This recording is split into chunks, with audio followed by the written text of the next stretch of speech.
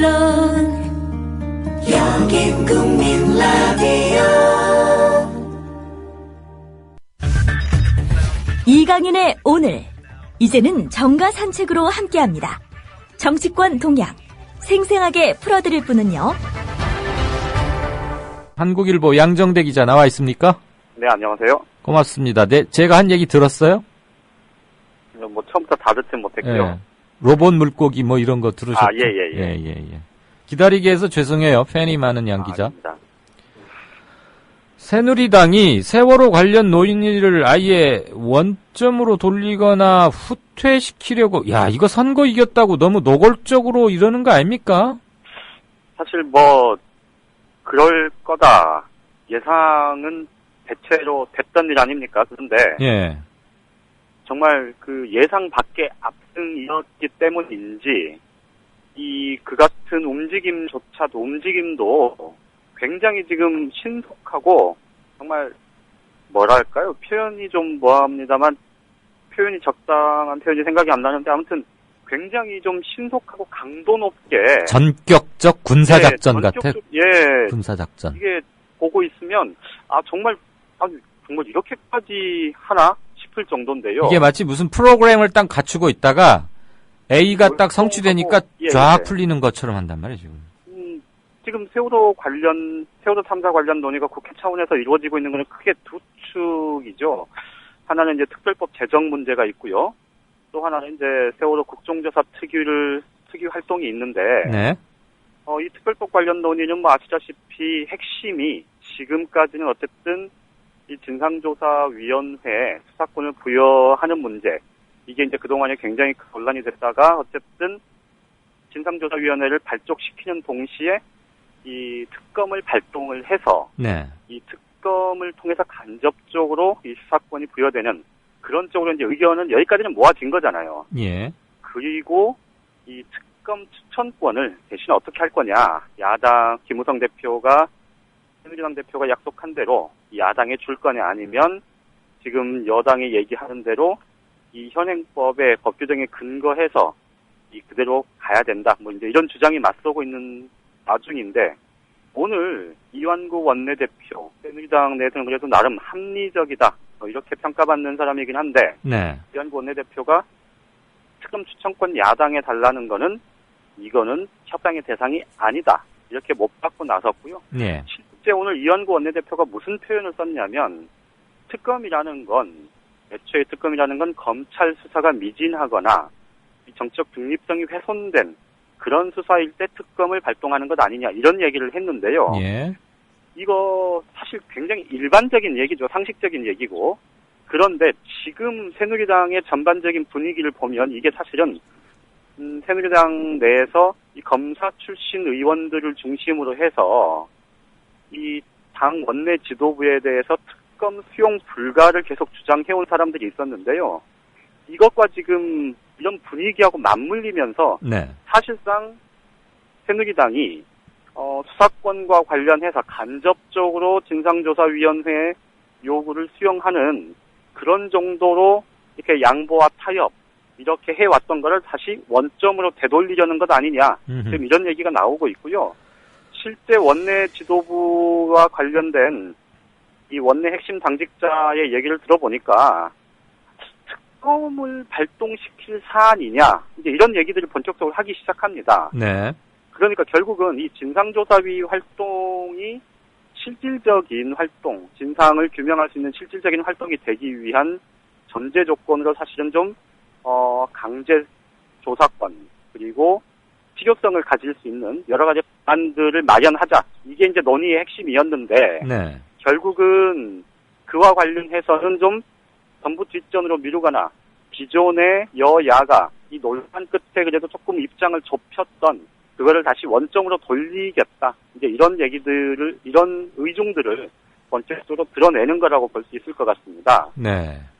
오늘 세월호 특별법 관련해서 또 한 가지 논의가 좀 진전될까 싶었는데 또 뒤로 막힌 것 중에 하나가요. 예. 결국은 이 보상이나 배상 문제, 이 문제는 조금 여야가 어쨌든 좀 당장 중요한 건 진상규명이니 특별법에서 진상규명 부분이라도 먼저 처리하자. 이게 야당의 제안이었죠. 예.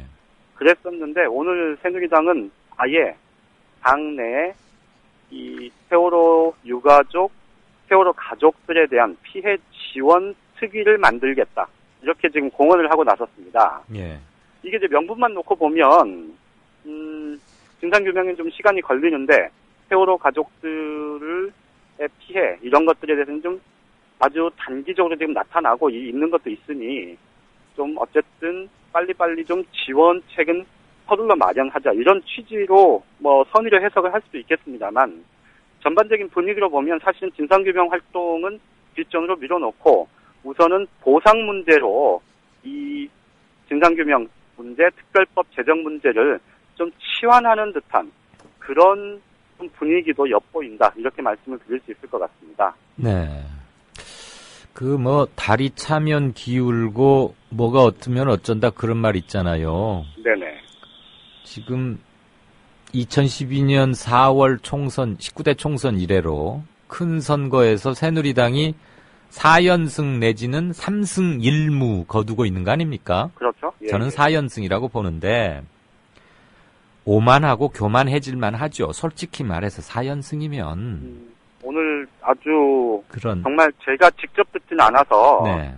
이게 전해드리기가 좀 뭐 쉽지 않은 얘기이긴 합니다만 아마 인터넷을 많이 서핑하시는 청취자분들은 이미 보셨을 수도 있는데 그 새누리당의 김태흠 의원이라고 전 원내대변인이었죠. 노숙자 말하는 거죠. 네네. 야. 그 얘기가 지금 뭐 제가 사실 직접 듣진 않아서 네. 뭐 어느 정도 강도로 얘기를 했는지 네. 잘 모르겠는데 아침에 의원총회에서 비공개 발언을 통해서 이 김태흠 의원이 세월호 유가족들을 국회의장에게 문제를 제기하겠다 뭐 이런 얘기를 했다고 해요. 네. 그러니까 결국은 김태흠 의원이 그 세월호 유가족들이 지금 국회에서 농성하고 있는 이것에 대해서 애초에 근원적으로 이런 일은 잘못된 일이다라는 생각을 갖고 있기 때문에 이제 그런 비슷한 얘기를 한 것일 텐데, 네. 세월호 유가족들이 원래 7.0 재보궐선거 전에 김태흠 의원이요, 진상규명위원회, 진상규명 기구를 이 공소권도 가질 수 있고 또 독립성도 보장되는 그런 걸로 만들어야 한다는 유가족들의 요구에 동의한다. 이런 입장을 공식적으로 밝힌 적이 있습니다. 아, 그랬었어요? 그런 걸 감안을 하면 예. 사실은 김태흠 의원의 태도 돌변 이런 것들이 7.30 재보궐선거 이후에 새누리당이 얼만큼 태도를 바꾸는 건지 이런 걸 좀 단적으로 상징적으로 보여주는 것 아닌가 싶습니다.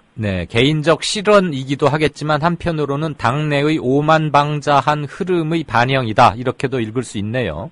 그렇죠. 어쨌거나 다리 차면 기우는데 새누리당이 4연승을 몇 년째 거두고 있으니까 기고만장할 법도 하건만 이럴 때 조심해야 합니다. 내리막길 가기 전에 브레이크 안 잡아놓으면 내리막길 들어서서 자전거는 전복됩니다. 그게 제 생각이에요. 실제로 지금 세월호 국정조사 특위에서 4일부터 8일까지 청문회 하기로 했지 않습니까? 예. 그 청문회 무산된 소식도 아마 다들 들으셨을 텐데. 전했습니다. 네. 이 문제도 보면 지금 사실 진상규명을 세월호 참사의 진상을 규명하는 문제가 네. 일반적으로 보면 크게 보면 두 가지 축 아니겠습니까? 하나는 도대체 세월호를 왜 그 모양 그 꼴로 운행을 해서 이렇게 사고가 나게 만들었나 이런 게 하나가 있을 거고요. 또 하나 중요한 축은 아니 이렇게 배가 기울어서 결국 침몰을 했는데 네.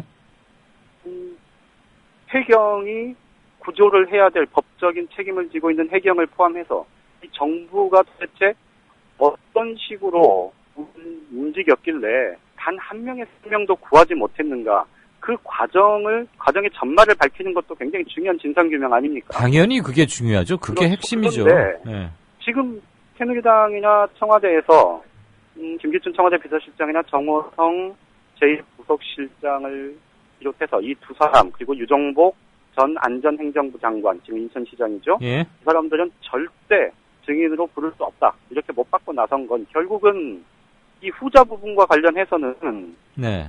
이 이 청와대 움직임 이런 것들에 대해서는 무조건 정치 공세다 이렇게 치부를 해놓고 혈통 방어를 하겠다는 건데 예. 이게 결국은 이제 청문회가 무산된 이 결정적인 요인이 되기도 했는데요. 예. 이런 모습들이 과연 이 국민들한테 어떻게 비춰질까 좀 우려스럽긴 한데 예. 그런데 더 기가 막힌 건 이런 문제에 대해서 오늘 새정치민주연합에 아직 공식 대변인, 원내대변인 합치면 6명 정도 될 텐데 5명, 6명 될 텐데요. 왜 이렇게 많아요? 그나저나 그 대변인은 응?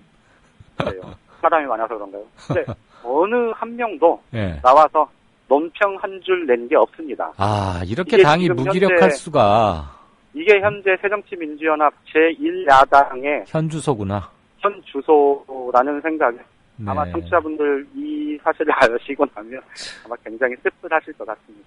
아, 그러니까 대여섯 명 있으면 뭐 하냐고. 그거 저기 나중에 국회의원 벽보에다가 한 줄 쓰려고 응? 감투 하나씩 주는 거 아닙니까? 정작 말해야 할 때는 아무 말도 못 하고 있고 말이야. 참나 답답해서. 자, 새정치연합 얘기 좀 해봅시다. 네네. 지금 뭐 박영선 원내대표가 뭐 원로 고문들 만나러 댕긴다고 하는데 만날 필요야 있겠지만 그 사람들 안에서만 얘기 들으면 저는 그 밥에 그 나물이 아닐까 싶긴 해요. 어쨌거나 뭐 의견 수렴을 해야겠죠. 네네. 근데 뭐 그 자리에서 새 지도부 선출을 내년 초로 미뤄주는 듯한 뭐 이런 얘기도 오고 갔다면서요. 근데 그럼 너무 늦어지는 거 아니에요? 글쎄요, 그게 이제 아직 확정된 건 아니기 때문에 예. 단정적으로 말씀을 드리기는 어렵습니다만 현실적으로 보면 정기국회가 8월 말에 9월이니까 뭐 그렇죠. 8월 말에 국정감사가 열흘간 진행이 되죠. 예. 9월부터는 정기국회가 시작이 되고요. 정기국회 중에도 국정감사가 있고 10월, 11월 이렇게 넘어가면 이제 일반적인 의정활동이 좀 진행이 되다가 이제 법안과 예산안 처리 문제가 또 쟁점이 될 거고요. 그렇죠. 그렇게 보면 사실 시기적으로 예. 이 전당대회 일정을 연내에 잡기가 쉽지는 않은 게 현실이긴 합니다. 네네. 다만 이제 대표께서 말씀을 하셨듯이 이런 어정쩡한 상황이 이제 수개월 지속이 됐을 때 네. 사실은 정말 야당이 정부 여당을 견제해야 할 이 본연의 역할 이런 부분들이 너무 소홀히 되지는 않겠느냐 예. 이런 우려를 할 수밖에 없는 거죠. 예. 그게 이제 오늘 사실 단적으로 제가 좀 전에 말씀드렸던 그런 상황에서 드러난 거고 예. 그래서 뭐 일부에서는 좀 무리를 해서라도 11월, 10월 이때 전당대회를 치러야 한다 이런 얘기들이 나오고 있지만 네. 그와 관련한 부분은 박영선 원내대표가 오늘, 내일, 모레 일요일까지 이 당내 각 그룹들 그리고 외부 인사들도 지금 만나는 일정을 잡고 있는 것 같습니다. 예, 그렇게 들리더군요. 예. 비대위에 외부 통해서, 인사도 참여시켜야 한다 이런 얘기도 나오고요. 예. 그런 것들을 통해서 좀 월요일 정도에는 어쨌든 가닥을 잡겠다 이런 입장이니까 네. 뭐 며칠은 좀 지켜봐야 될 것 같고요. 네. 뭐 한 말씀만 더 드리면 아마 예. 청취자분들께서도 굉장히 답답하실 텐데 네. 이 730 보궐선거의 참패가 정말 어떤 정치적인 상황을 이렇게 불러올지 네. 이런 부분들 좀 오늘 하루만 봐도 음흠. 앞으로의 상황이 너무 답답하고 갑갑하겠다 이런 예상을 하게 될 수밖에 없어서 예. 씁쓸합니다. 맞아요. 양 기자 얘기 들어도 봐도 지금 현실적으로 전당대회를 하기가 좀 난점은 있지만 그렇죠. 예. 비상대책위원회라는 것은 비상시에만 반짝 작동하는 거가 원래 취지 아닙니까? 그렇죠. 5, 예, 6개월 해를 넘기면 그건 비상이 아니라 상시체제가 되는 거잖아요. 그런 셈이죠. 그래서 뭔가 태기를 하긴 해야 될 것 같다는 생각이 들고 당 안에서만 답을 찾으려고 해서는 저는 그 밥에 그 나물이지 않을까 예. 이런 생각도 들고요. 오늘 한 주간 뭐 늘 애쓰시고 고정편이 아주 많아요. 이강윤의 행간이라는 코너보다 양정대의 정가산책이 더 인기가 높대. 그래서 제가 이강윤의 행간을 아예 안 해버리고 있습니다. 아유, 무슨 말씀이에요. 야당 미워라는 닉네임의 청취자분께서 양정대 기자님, 새누리당 출입하면서 정신건강에 문제 없으신가요? 상식이 있다면 스트레스 엄청 받으실 것 같은데 라고 염려해 주셨습니다. 이 기자들이 적응력이 굉장히 뛰어난 사람들입니다. 네, 저희 청취자분의 양 기자에 대한 염려 전달했습니다. 예, 고맙습니다. 네, 한 주간 잘 들었고 월요일 날 오후에 봅시다. 네, 고맙습니다. 네, 고맙습니다. 지금까지 한국일보 양정대 기자였습니다. 국민 라디오 지지하는 4가지 방법 아시나요? 다운로드하기, 별점 주기, 댓글 달기, 구독하기. 국민 라디오를 보다 많은 이들에게 전할 수 있는 가장 손쉬운 방법. 다운로드하기, 별점 주기, 댓글 달기, 구독하기. 잊지 마세요. 다운로드하기, 별점 주기, 댓글 달기, 구독하기.